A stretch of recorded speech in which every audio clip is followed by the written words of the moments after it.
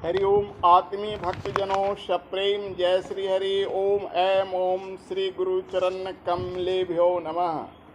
जी हाँ, आज का प्रसंग है श्री रामचरितमानस के आदि वक्ता आदि श्रोता कौन है। तो आइए जानते हैं। श्री रामचरितमानस एक ऐसी दिव्य मणिमाला है जिसमें भगवान श्री राम के आदर्श के जीवन चरित्र की अनुपम लड़ियाँ पिरोई है और जो जन जन का कंठहार है।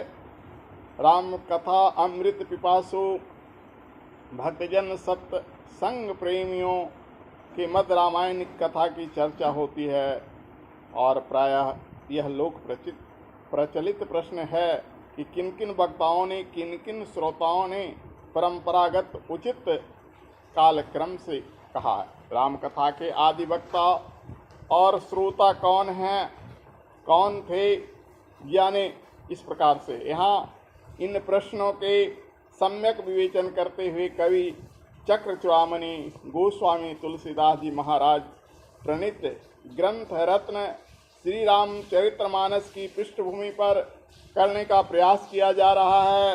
त्रेता युग में जब भगवान शंकर भोलेनाथ कैलाश पर्वत पर सती जी के साथ निवास कर रहे थे, उसी समय उनके मन में यह विचार उत्पन्न हुआ कि महर्षि अगस्त जी के मुख से राम कथा का रसपान करें।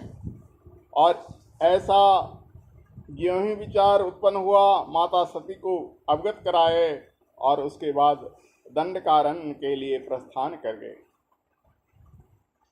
कहते हैं सुबह शीघ्रम, यानी अच्छी काम को जल्द करना चाहिए और जो बुरे काम है उसको देर के लिए टालना चाहिए। आज करेंगे, कल करेंगे, परसों करेंगे। यदि कोई अच्छी काम है तो उसके मुहूर्त को नहीं देखना है। तदेव लग्नम सुदिनम तदेव तारा बलम चंद्र बलम तदेव विद्या बलम तय बलम तदेव लक्ष्मी पते ते जुगम स्वामी। भगवान नारायण यानी विष्णु का स्मरण करके उसे शीघ्र कर डालनी चाहिए।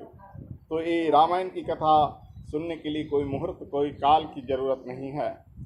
भगवान शिव तत्काल प्रस्थान कर गए महर्षि अगस्त से परम पावनी राम कथा को ध्यान पूर्वक आस्था पूर्वक श्रवण करने के लिए। एक बार त्रेता युग माही शंभु गए कुंभज ऋषि पाही। एक बार त्रेता युग माही शंभु गए कुंभज ऋषि पाही। संग सती जग जननी भवानी पूजे ऋषि अखिलेश्वर जानी। राम कथा मुनिवर्ज बखानी सुनि महेश परम सुख मानी। कहते हैं एक बार भगवान शिव शंभु कुंभज ऋषि अगस्त ऋषि के पास गए। साथ में जगजननी माता भवानी थी और ऋषि के पूजन कर उनके श्रीमुख से महेश यानी भगवान भोलेनाथ ने राम कथा का श्रवण किया। इससे सिद्ध हो जाता है कि राम कथा के आदि वक्ता महर्षि अगस्त एवं प्रथम श्रोता भगवान आशुतोष शिव शंकर ही हैं।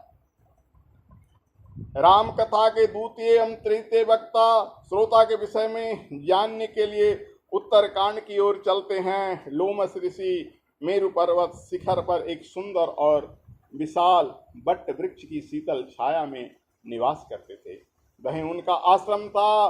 काकभुसुंडी जी जब उनके आश्रम पहुंचे उस समय वे ब्राह्मण शरीर में थे, राम के सगुण उपासक थे। वे लोमस ऋषि से सगुण ब्रह्म की उपासना की विधि समझने के लिए वहां गए। लोमस ऋषि उनका सगुण ब्रह्म चिंतन अभिष्ट नहीं था, अतः उन्होंने सगुण उपासना के मत को खंडन करके निर्गुण उपासना के पक्ष को प्रस्तुत किया।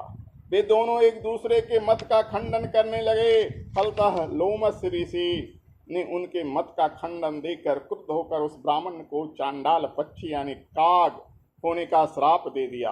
ब्राह्मण तुरंत काक शरीर पा गया। तभी से वे काकभुसुंडी कहलाने लगे।